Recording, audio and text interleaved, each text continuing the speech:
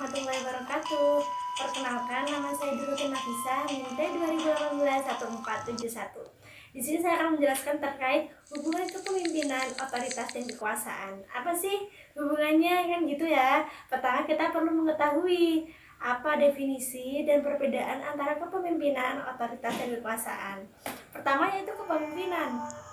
Kepemimpinan merupakan suatu kemampuan untuk mempengaruhi orang lain. Setelah itu ada otoritas. Otoritas ini apa?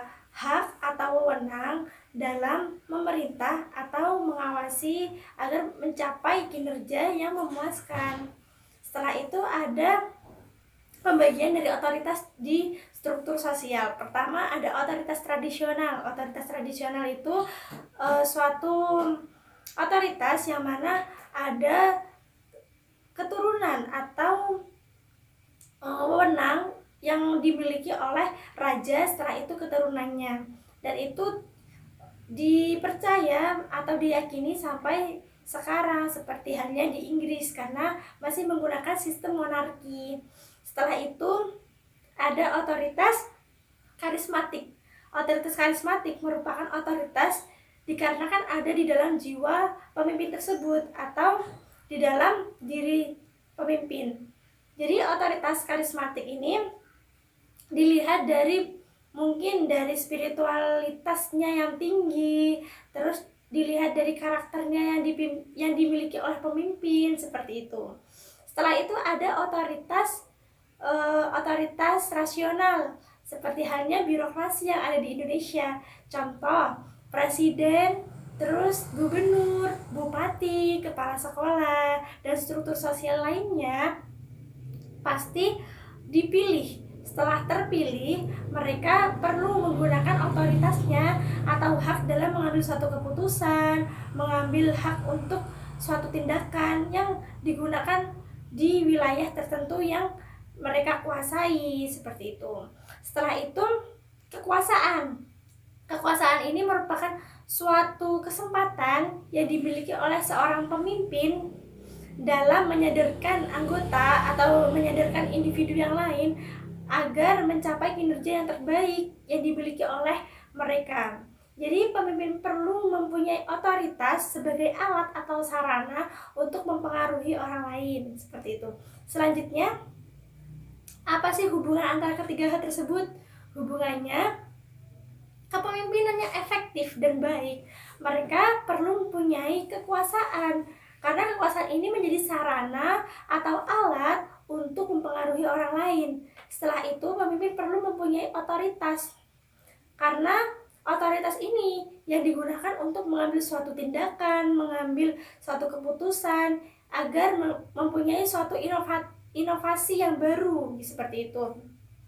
Jadi hubungan antara ketiga hal tersebut sangat erat. Hubungan kepemimpinan, kekuasaan, dan otoritas saling berkaitan antara satu dengan lainnya. Lalu berbicara terkait kepemimpinan, bagaimana sih kepemimpinan di era pendidikan? Apa ada hubungannya dengan otoritas dan kekuasaan? Ada dong. Seperti ini. Ketika kita berbicara terkait pendidikan atau instansi yang ada di dalam pendidikan, lembaga sekolah atau lainnya, itu merupakan suatu organisasi. Sekolah itu merupakan suatu organisasi yang terstruktur, karena terstruktur dari kepala sekolah, tenaga kependidikan, guru, staf, murid, dan lainnya. Jadi kepala sekolah dan guru merupakan peran internal yang sangat penting untuk kemajuan sekolah tersebut, karena kepala sekolah merupakan suatu seorang pemimpin yang memimpin di lembaga tersebut. Jadi ketika kepala sekolah mempunyai inovasi, mempunyai wewenang atau hak dalam mengatur dan tidak menyelewengkan hak tersebut, itu bisa jadi sekolah tersebut akan berkembang, seperti itu. Setelah itu ada peran guru yang paling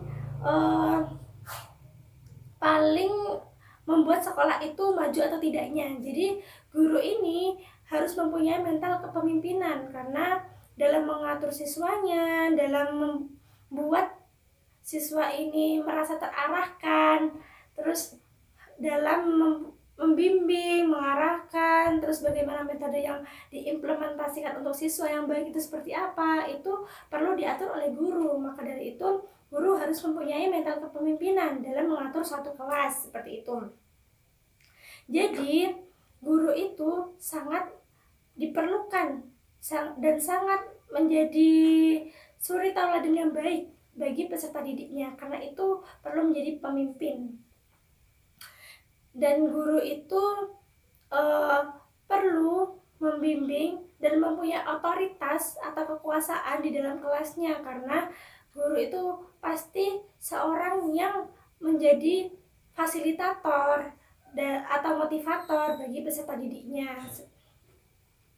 Karena peserta didik itu perlu diberikan kecerdasan mental, kecerdasan atau spiritual, akhlak, dan juga peserta didik itu perlu dibimbing, diarahkan, dan agar mempunyai karakter yang baik. Cukup sekian dari